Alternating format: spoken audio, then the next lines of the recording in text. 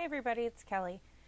Okay, so here we are in Vinylmaster, which is the program that you get when you purchase the US Cutter MH721 MK2 cutter. Okay, so we're going to do the same thing here that we did in Silhouette. Let's go into Google, and I made a video before and my cutter wasn't detecting, so here I went to the University of YouTube to find out what the problem was. And ironically, as I was watching the video, all of a sudden my cutter started to cut and everything worked. So here we go. Again, we'll just look up mermaid clip art.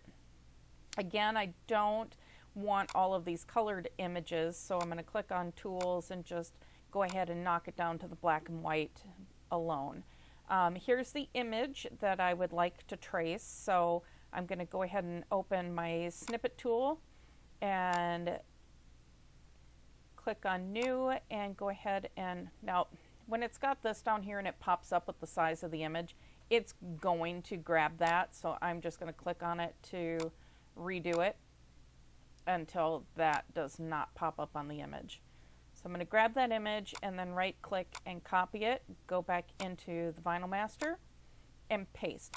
Now this is something that it's like I cannot do with Silhouette. I don't know if it's just mine or if y'all have the same problem, but I always have to use my snippet tool and actually grab it and hit copy to get it to drop into Silhouette.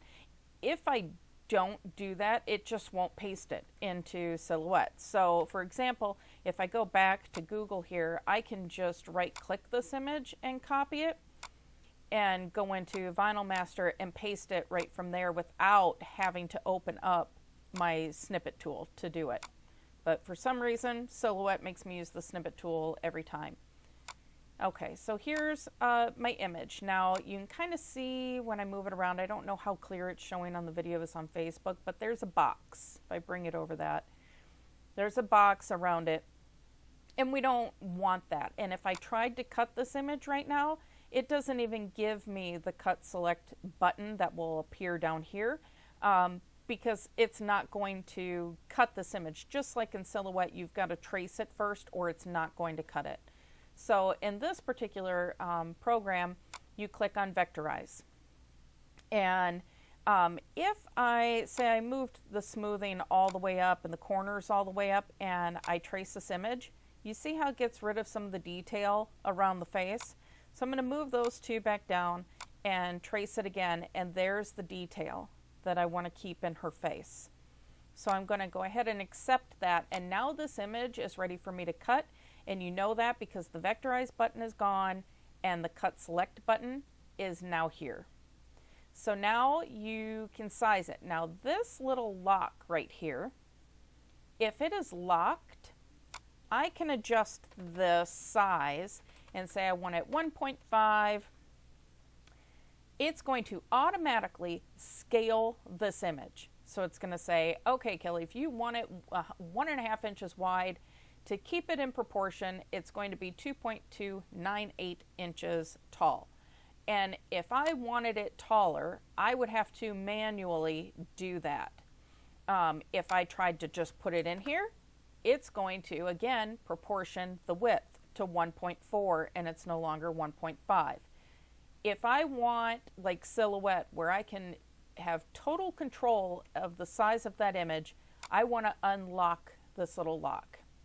Now I can put it in and say, I want 1.5 by 3 inches, and it's going to scale it to my specifications. If I wanted to be totally obnoxious and say I want it 1.5 inches by 18 inches, that's what it's going to do. It gives me full control of that image. So now I've got it the size that I want it. The nice thing about US Cutter with their Vinylmaster program is I don't have to place it on the mat or put it in certain places or make a million copies of it to fill up the mat. I can have it over here and say, yep, that's the image that I want to cut. And as long as it's selected, I can go ahead and click on Cut Selected. I can change the size of my media width. You don't have to. You could leave it at 24, you can leave it at 12. I think the cutter comes with it automatically set up at 15. But you could go into the properties and you can actually adjust that media width so that it will always be like whatever your typical size of your media is on how you buy your rolls or sheets. So if I had, say, a little scrap in my scrap bin and it was only 3 inches, I can put 3 inches in there and it's going to show me with my 1.5 inch little mermaid here that this is about how much material I will have left over.